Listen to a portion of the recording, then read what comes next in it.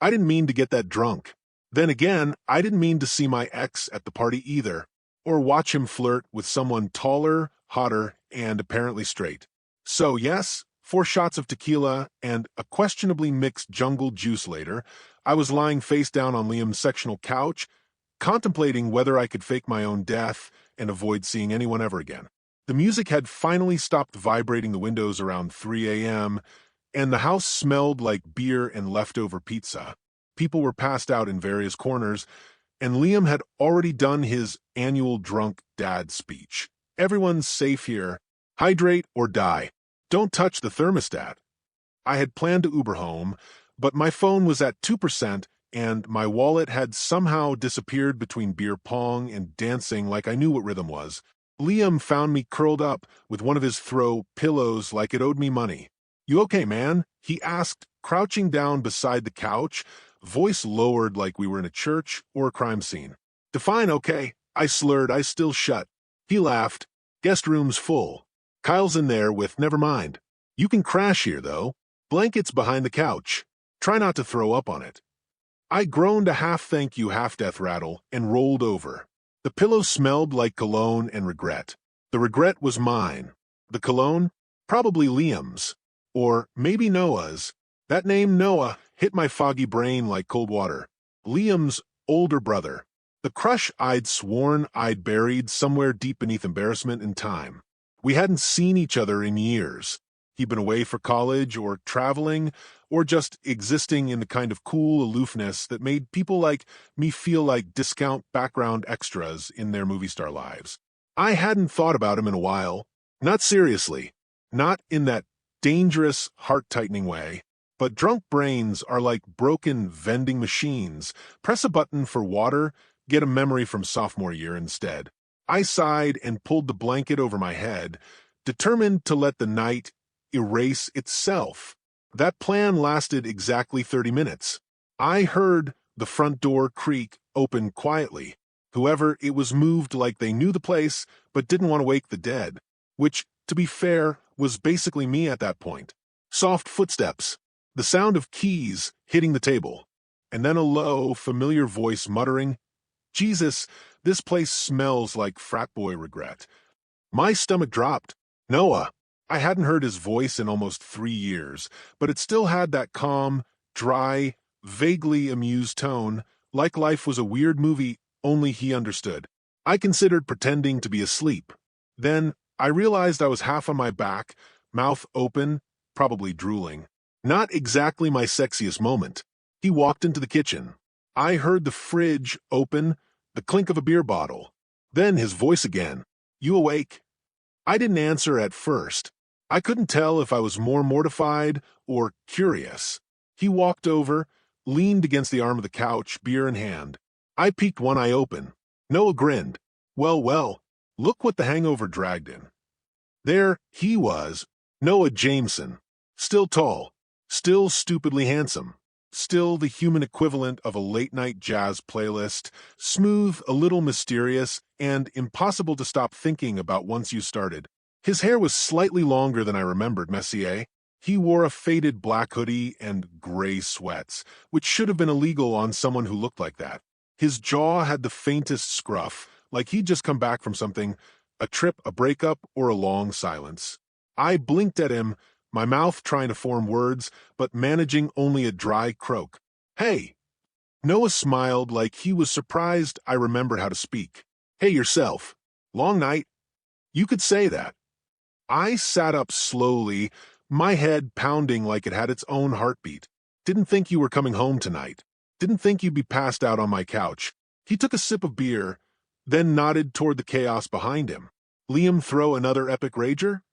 "Yeah, and I made the smart life choice of drinking like I was 21 and emotionally stable. That earned a low laugh from him. God, I forgot how warm his laugh was, like coffee at 2 a.m. when the world was asleep. I was going to crash in a guest room. I added quickly, but apparently Kyle claimed it first, with company. Gross. Noah made a face. "You can take my room if you want. I don't mind the couch." I blinked. "What? No. I mean, no, it's your room. I'm already horizontal. It's fine." You sure? He asked, but his voice was softer now. Concerned. Why was he being nice? I remembered him being cool, distant, polite, but detached, like he lived in a different orbit. This was different. I'm sure, I said, forcing a smile. I already have the pillow that smells like despair and vodka. I'm emotionally attached. He smirked again and leaned against the wall, studying me like I was a riddle he half remembered the answer to. You look different, he said suddenly. I blinked. What, like worse? No, older. More yourself, I guess. It was a strange compliment, intimate in a quiet, unintentional way. I didn't know what to say to that, so I nodded, looking down at my blanket as if it might save me from combusting. He drained the rest of his beer and stretched. All right, I'll let you sleep. Don't steal the blankets. Wouldn't dream of it, I mumbled.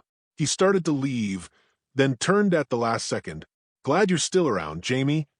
And then he was gone, down the hall, feet quiet on the hardwood. I lay back down, heart pounding for no good reason. I hadn't planned on seeing Noah tonight. I definitely hadn't planned on remembering what it felt like to miss someone you were never supposed to care about in the first place. When I woke up, my mouth tasted like carpet and regret. Sunlight sliced through the blinds, stabbing directly into my hungover soul. Someone had turned the music off hours ago, but the ghost of last night still lingered. Half-empty Solo cups, a knocked-over lamp, and a mystery sock on the coffee table that definitely wasn't mine. I groaned and sat up, immediately regretting it. There was movement in the kitchen, clinking, the smell of coffee. Then I heard it, a quiet hum, low and off-key but familiar. Noah. I raked a hand through my hair, trying to fix the disaster on my head. No point. I looked like I'd survived a tornado. Emotionally, maybe I had. Dragging myself off the couch, I shuffled toward the kitchen, blanket still wrapped around me like a sad wizard robe. He looked up as I entered. Morning, sleeping dead, he said, setting a mug down on the counter. Figured you could use this. The coffee was already made, black, no questions asked. He remembered how I took it. You're a saint, I said, taking it gratefully. I took a sip and made a face. Okay, a saint with no sugar. But still. Noah smirked. You always used to say sugar ruins good coffee. Yeah, well, hangovers ruin everything, especially my taste buds. He poured himself a cup and leaned against the counter. He didn't look like someone who'd been up all night or just got back at 3 a.m. He looked normal, effortlessly calm, like mornings didn't offend him on a cellular level. I hated that a little. We stood in silence for a few seconds, sipping. It wasn't awkward, exactly. More like unfinished. So, he finally said, was it a good party or just a necessary one? I raised an eyebrow. What's the difference? He shrugged. One is fun. The other is something you survive because you need a distraction that hit a little too close to home. I looked down into my coffee. Let's go with necessary. He nodded slowly. You okay? The question caught me off guard. It wasn't just small talk. He meant it. Not really, I said before I could stop myself. But I'm working on it. Something softened in his expression. He didn't push, just stood there, letting me have my silence. You always did overthink everything, he said after a moment, not unkindly. You always acted like you didn't think at all, I shot back with a crooked smile. He laughed. Fair. Right then, Liam wandered in, yawning and scratching his head. Whoa, are you two talking? Before noon. Noah and I looked at each other. A flicker of something passed between us. Humor, maybe, or memory. Scary, I know, I said, grabbing another sip of my coffee. Maybe we're evolving. Liam grunted and opened the fridge. If you start finishing each other's sentences, I'm kicking both of you out. Noah chuckled, but didn't say anything. And I didn't look at him again. Not yet. It was too early for whatever that was. But it wasn't too early to feel it. By some miracle or maybe just guilt, Liam decided to be productive that afternoon and left to help his girlfriend move furniture, which meant I was left alone in the house with Noah. Awkward? Maybe. Except it wasn't. I was sitting on the back deck, wrapped in a hoodie that smelled vaguely like last night's tequila, nursing another coffee and trying not to feel like a breakup cliche. Noah came out a few minutes later with 2 waters, handing me one without a word. He sat across from me in one of the old Adirondack chairs, bare feet up on the railing, like this was just another Sunday. "So," he said eventually, "who broke your heart?" I nearly choked. "Wow. No, easing into it." He grinned, unapologetic. "You looked like someone ran over your soul last night." I figured I'd skip the polite route. I hesitated. The last time we really talked, I was 17 and still pretending I didn't want to kiss him. Now, I was 23 and still pretending things didn't hurt as much as they did. "Just a guy," I said. "Someone who was really good at saying the right things and really bad at meaning them." Noah nodded slowly, like he understood more than he let on. "That's a dangerous combination." "Yeah, makes you start thinking you're the problem." "You're not." He said it so simply, so clearly, that it knocked the wind out of me. I looked at him. "What about you?" He shrugged, eyes fixed on the horizon. "There was someone. Didn't end well. We wanted different things, and neither of us was willing to bend. You don't seem like the stubborn type." He smirked. "You'd be surprised." For a moment, we just sat there, the silence softening between us. Then he looked at me. "You know, you were always different from Liam's other friends." I raised an eyebrow. "Because I had better taste in music?" "Because you saw things. You'd notice stuff Liam didn't. People's moods, the way someone was sitting, or what they weren't saying." I blinked. "I didn't think you noticed that about me." "I did." Something shifted in the air. My chest tightened. I looked away, fiddling with the label on my water bottle. "I had a crush on you back in high school," I admitted suddenly, the words falling out before I could grab them. Noah didn't laugh. He didn't smirk. He just nodded like he already knew. "I figured," he said, voice quieter. "I wasn't sure, but I hoped." "You hoped?" He met my eyes. "Yeah, but you were Liam's best friend, and I didn't want to screw that up." I didn't say anything. My mouth had gone completely dry. Then he leaned back and sighed, running a hand through his hair. "Timing's a bitch, huh?" I laughed softly. "Yeah, it really is." We stayed there for a while, not touching, not moving, just orbiting each other like 2 stars pulled by gravity that neither of us fully understood. Eventually, it got cold enough that I hugged my knees to my chest, and without a word, Noah disappeared into the house, and came back with a blanket. He draped it around my shoulders, letting his fingers brush my neck just a second too long. I froze. So did he. But neither of us moved away. "Thanks," I said, barely above a whisper. He nodded, his hand still lingering for a breath too long. And for the first time since the party, I wasn't thinking about the guy who broke my heart. I was thinking about Noah. The way he noticed, the way he didn't run from silence, the way he had always somehow felt like the one person I never really got to know, but always wanted to. And now maybe I still could. It happened that night, not with fireworks or background music or some big romantic setup. It was quiet, too quiet, honestly, the kind of silence that feels like something's coming. Liam had texted us, saying he was crashing at his girlfriend's, which meant I wasn't going anywhere. Not that I wanted to. Not anymore. Noah and I ended up watching a movie in the living room, some mindless action thing he claimed was so bad it was good. I didn't pay attention. I couldn't. I was too aware of the fact that we were sitting inches apart on the couch, shoulders almost touching, knees brushing every time one of us shifted. Halfway through, I made the mistake of looking at him during a quiet scene. He wasn't watching the screen. He was looking at me. I turned back quickly. "You're doing that staring thing again." "What staring thing?" "The one where I start wondering if I've got pizza sauce on my face or if you're planning a murder." He smiled. "Neither." I hesitated, my throat tight. "Then what?" He paused. "Can I ask you something?" "Depends. Is it going to make me want to jump out the window?" "Possibly." I waited. He looked down at his hands. "Why did you really stop talking to me after high school?" I blinked. "What?" "You used to come over all the time. We'd talk. Then one day you just stopped." I stared at the TV, heat rising in my neck. "I was trying to get over you." I said, almost inaudibly. The silence that followed felt like the deepest breath before a storm. Noah turned toward me slowly. You never had to do that. I met his eyes. You were Liam's older brother. Straight, unavailable, and probably too cool to even remember my name after college. What was I supposed to do? He didn't respond right away. When he did, his voice was quiet. I did remember, and I wasn't straight. My heart tripped over itself. You're not. No, he said. I didn't really know what to call it back then. Still don't, sometimes. But I knew I liked you, and I knew it scared the hell out of me. The words hung there heavy and electric. I searched his face, waiting for the punchline. There wasn't one. You liked me? I repeated, stunned.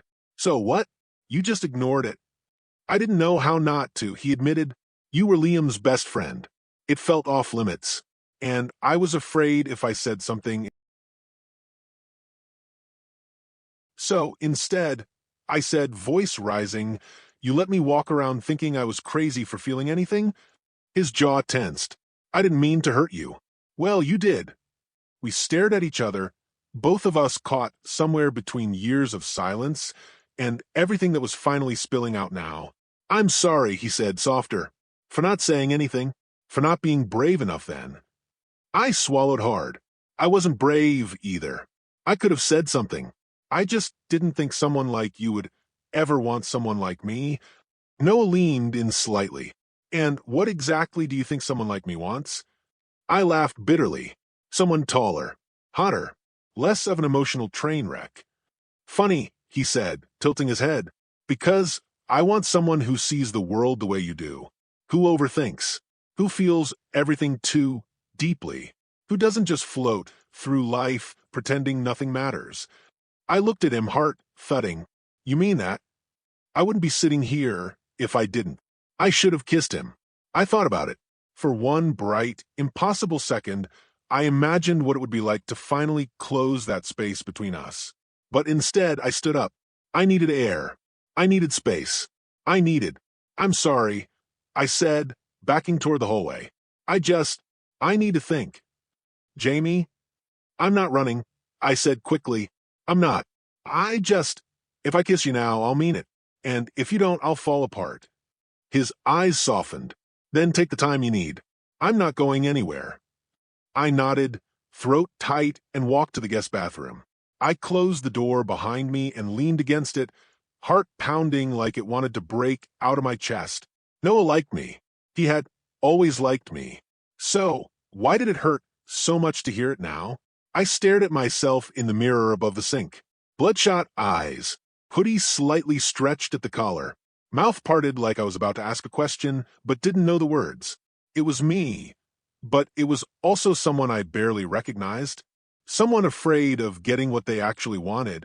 The truth sat heavy in my chest.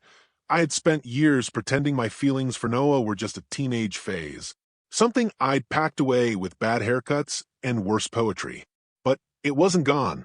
It had just been waiting for the right time, the right space, and now that I had both, I didn't know what to do with them. I splashed water on my face, dried off, and stood there for another long moment. My heart had calmed, but everything else inside me still felt like it was holding its breath. When I finally walked out, the house was quiet again. Noah wasn't in the living room anymore. The TV was still playing, but the couch was empty. A half-finished beer sat on the table next to a folded blanket. His blanket. I stepped out onto the back deck. He was there, of course he was, leaning on the railing like some movie scene come to life, sleeves pushed up to his elbows, head tilted toward the dark sky. I thought you might have left, he said without turning. I almost did, I admitted, but that felt like something the old me would have done. He looked at me then. And who's the new you? I'm not totally sure yet, but I think he's someone who doesn't want to run from this anymore. Noah didn't move, just waited. I stepped closer. I spent so much time convincing myself that what I felt back then didn't matter, that I was just projecting, that it was all in my head. It wasn't, he said. I know that now, I said softly, and it scares the hell out of me. Noah finally turned fully, leaning back against the railing, arms folded. You don't have to be fearless, Jamie. You just have to be honest. That cracked something open in me. I've wanted to kiss you for 6 years, I said. Every time you walked into the room back then, I felt like gravity shifted, and I buried it because I thought there was no way someone like you could feel anything back. He was quiet, taking that in. Then he said, "You want to know what's funny? What? You think I'm confident. You think I've got it all figured out." He stepped closer. "But when it came to you, I was terrified, because you weren't just some guy. You were the one person who actually saw me, and I didn't know what to do with that." We stood there, breathing the same air, hearts breaking open quietly between us. "Do you still want to kiss me?" he asked, voice barely above a whisper. I nodded. He stepped forward and closed the space between us. His hands cupped my face, gentle, certain, and for a second I thought I might cry. Then he kissed me. Soft, careful, like we were turning a page together. And I kissed him back, like I'd been waiting my whole life to say yes. The kiss didn't fix everything. It wasn't magic, but it was real. And that was enough to start something. When we pulled apart, Noah rested his forehead against mine, both of us exhaling like we just run a marathon we never trained for. "That felt overdue," he said. I laughed, my voice shaky. "You think?"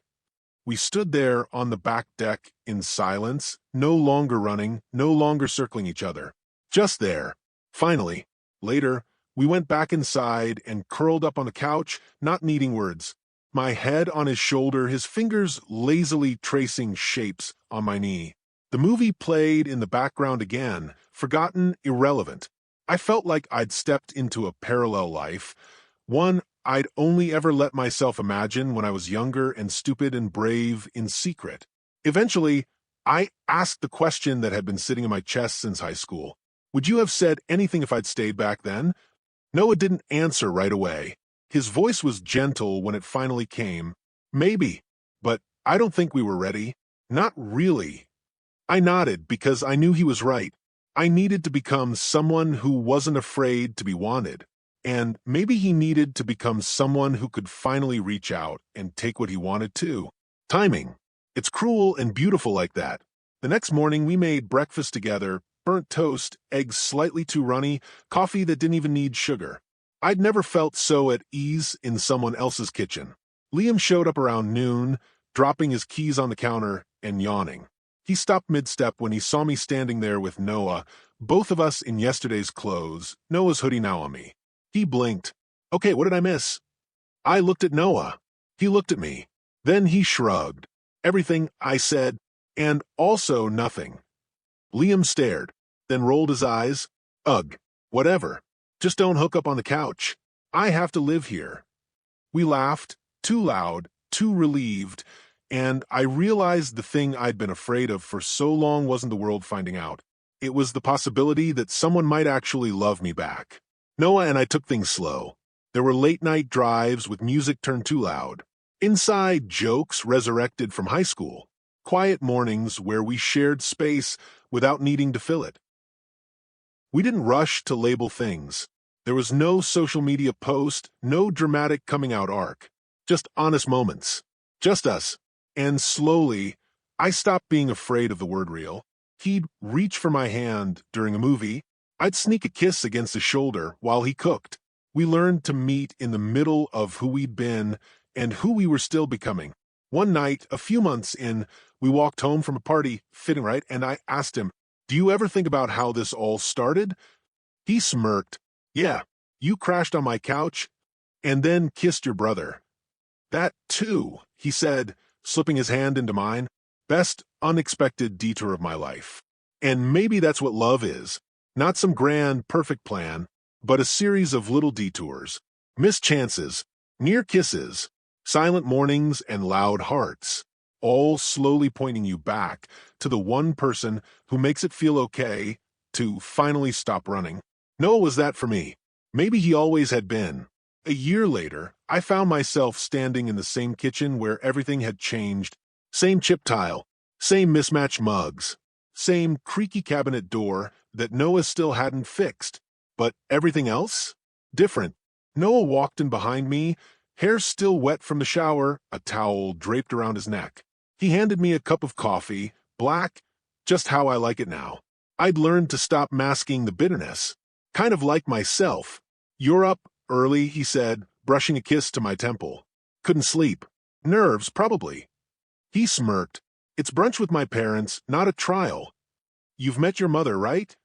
He laughed, and that laugh, the low, easy one I'd fallen in love with on a quiet morning after too many drinks and years of pretending, made me breathe easier. "Hey," he said, nudging me gently. "We're good." "Okay." I nodded. "Yeah, I know." And I did. Somehow, in all the chaos of timing and second chances, we built something steady. It wasn't perfect. He still left wet towels on the bed, and I still forgot to buy groceries until we were down to just hot sauce and rice, but it was ours. Sometimes, I still thought about the party. The way I'd crashed on the couch with a spinning head and a cracked heart. How close I came to walking out the door the next day without ever knowing what could have been. But I didn't. I stayed. I listened. I let someone in.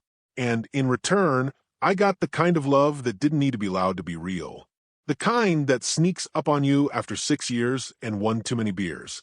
The kind you grow into slowly, like sunlight through a window you didn't know was open. I looked at Noah again, coffee in one hand, love in both. And I smiled. Because sometimes the best things really do start with a crash.